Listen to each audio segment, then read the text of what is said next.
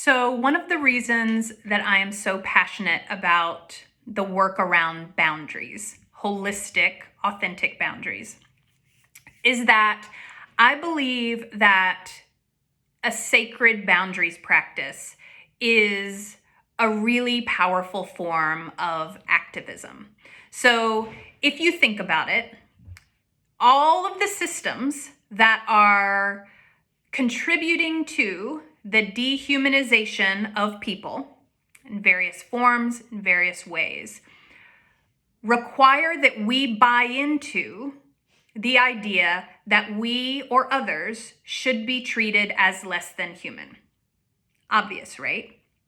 So one of the things that I've seen is I've seen people say they want to change these systems while also not living the system they say they desire.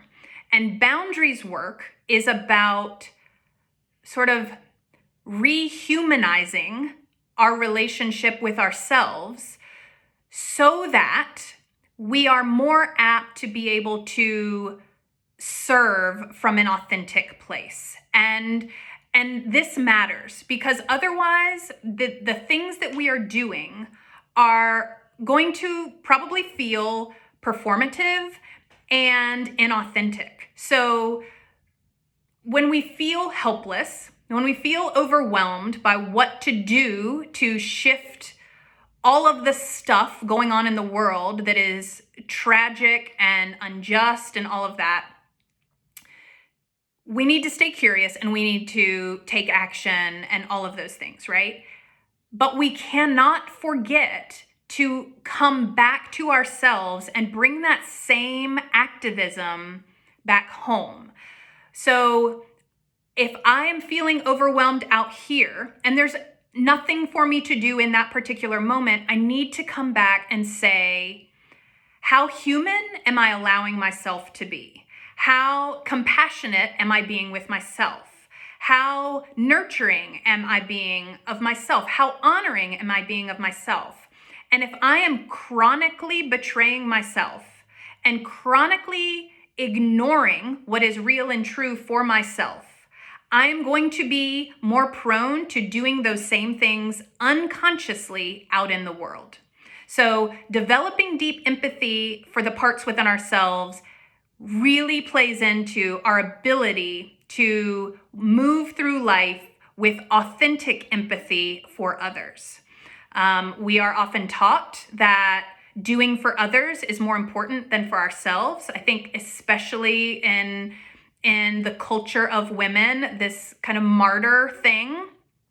And one, it's not sustainable and we're in a long game, y'all. And two, it just feels inauthentic when somebody's in that place. There's just this something that feels off. Now, boundaries are not inherently selfish or self-indulgent. They are about being a walking, talking, living example of the way we want others to be treated in this world.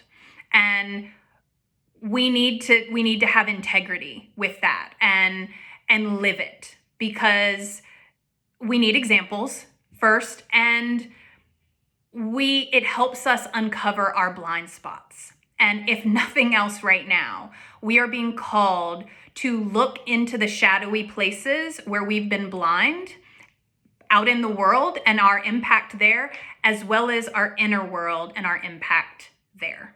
So this is where boundaries comes in, because without inquiring about who we are, what we value, what we need, what we want, and what life and world we're wanting to create, we really can't move forward in an aligned, authentic way.